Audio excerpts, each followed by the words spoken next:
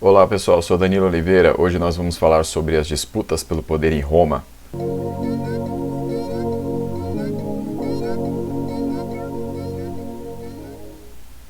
Pessoal, então é o seguinte, nas últimas aulas nós temos visto aí sobre alguns problemas em Roma, então hoje eu vou falar para vocês sobre as disputas pelo poder em Roma.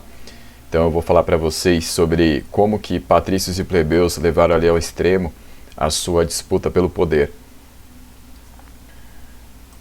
A primeira coisa que a gente precisa se atentar aqui é que ao longo dos séculos aí, na história da República Romana, quem perdeu o poder foram os patrícios. Então, através aí das conquistas que os plebeus fizeram, principalmente do cargo de tribuno da plebe, os patrícios foram perdendo a influência, né? Então, depois, um exemplo aí que nós temos desta perda de poder dos patrícios foi a ascensão dos cavaleiros, né? Que nada mais eram que plebeus enriquecidos, né? Então, eles dominavam principalmente as províncias conquistadas por Roma. E aí, dessa forma, então, pessoal, os patrícios vão tentar alguma forma de recuperar o seu poder. Teremos a ascensão do Caio Mário, que vai ameaçar também o poder dos patrícios. Então, o Caio Mário, ele era um plebeu, chegar ao cargo de general, tá? Então isso vai se dar aí praticamente no fim do século II a.C. O que o Caio Mário vai fazer é reformular o exército, numa época em que Roma estava sendo ameaçada por diversos povos diferentes. As coisas que ele vai fazer é contratar mercenários, vai fornecer recompensas aí, né? Como eu coloquei aí, salários, espólios e terras, né? Salários, pessoal, aí vão ser o pagamento em sal, né? A palavra salário vem daí. O sal era valioso, né? Então ele servia como moeda aí nessa época da República Romana.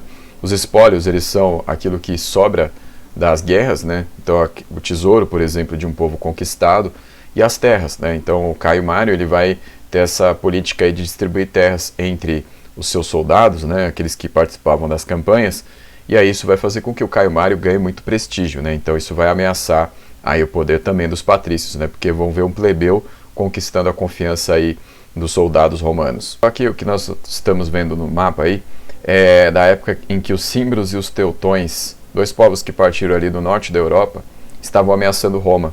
Então quem vai ser responsável pela derrota deles será o Caio Mário, tá? Então isso vai aumentar ainda mais o prestígio aí desse plebeu que estava enriquecendo, estava ascendendo politicamente e socialmente em Roma. Então aí são os caminhos, né, que esses dois povos fizeram, né? Então basicamente saíram dali da região da Jutlândia, que seria hoje a região da Dinamarca, né? Então os símbrios saíram dali, né? Os teutões, eles são ali de onde seria a Alemanha hoje, né? Então, os teutônicos também são chamados assim. O conflito que vai começar a marcar aqui uma ascensão de um outro sujeito também, que vai ameaçar agora o poder do Caio Mário, vai ser a Guerra de Jugurta, né?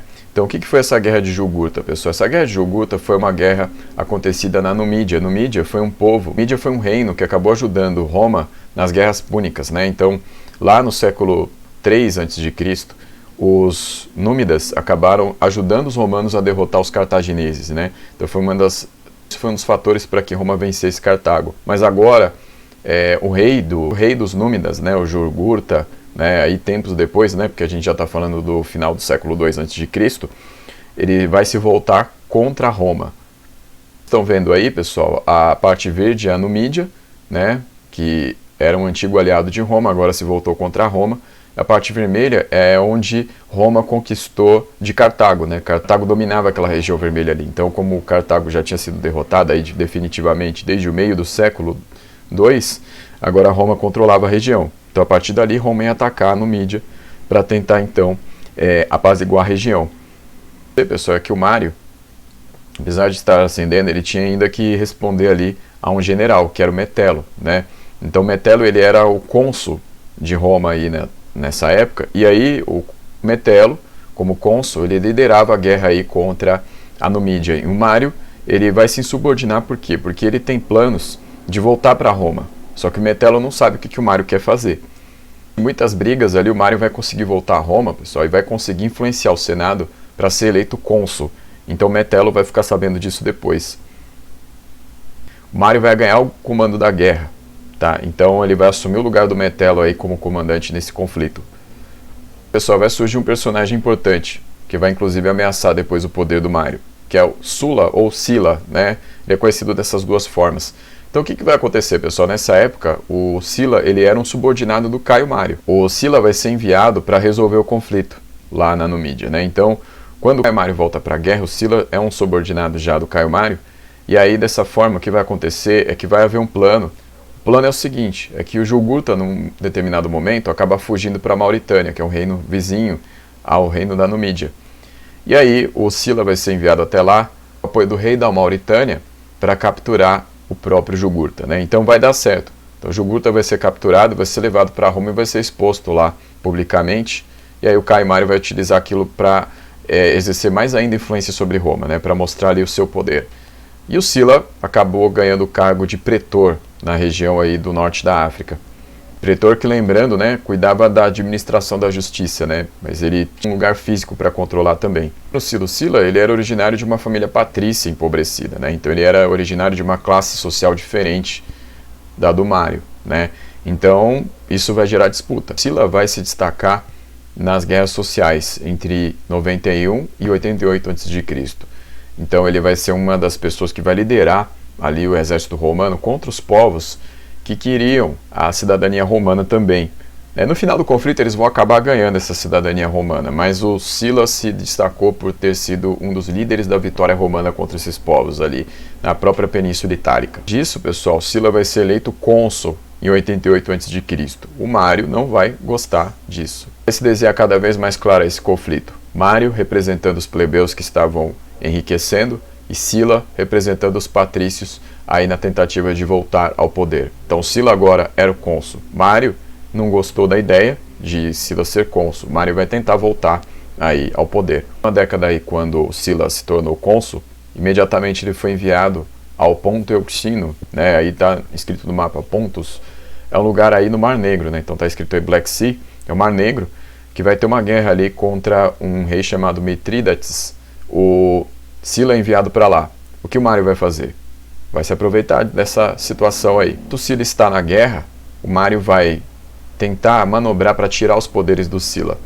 O Sila vai ficar sabendo. O Sila vai voltar imediatamente para Roma e o Mário vai fugir para a África. Pessoal, Sila, pensando que a situação estava já apaziguada, quando ele volta ali, coloca homens de sua influência no Senado para controlar. Sila vai ao ponto novamente, né, lá no Mar Negro.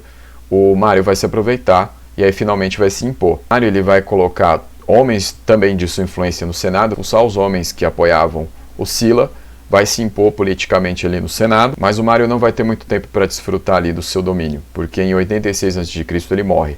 Aí, pessoal, com a morte do Mário, Sila vai ser eleito ditador de Roma, tá? Então lembrando que o Senado escolhia alguém para ser ditador, então ele ia passar a ditar as leis. Esse é o sentido aí de ser um ditador. As primeiras coisas que o Sila vai fazer, como um patrício aí que estava tentando voltar o poder para os próprios patrícios, era retirar o poder dos tribunos da plebe. Então os plebeus eles vão começar a decair no seu poder político. Além disso, ele retira o poder dos cavaleiros, que foi também um outro cargo aí que os plebeus acabaram ganhando aí ao longo do tempo. E ele aumenta o número de senadores. Então ele vai aumentar a influência patrícia sobre Roma novamente. Só que o Sila vai morrer em 78 a.C. Então quando já se pensava ali em torná-lo uma espécie de imperador de Roma, ele vai acabar morrendo, né? Mas o que serviu aí, o governo dele acabou servindo para os patrícios voltarem ao poder. Quando ele morre, os plebeus conquistam novamente o seu poder, a sua influência, só que tem um personagem aí que estava observando tudo isso. Ele era jovem, né, mas era ligado aí ao Caio Mário. Que personagem era esse, pessoal? Júlio César.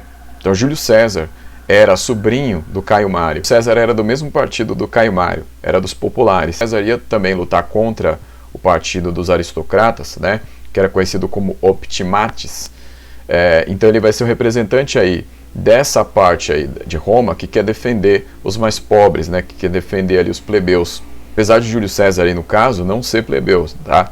Então ele era sobrinho do Caio Mário, só que o Júlio César ele era um patrício, tá? Ele também era um patrício empobrecido. Dessa forma era isso. Na próxima aula a gente vai continuar e vai falar qual vai ser a influência do Júlio César nesse conflito aí entre os dois partidos. Na próxima aula a gente continua. Obrigado.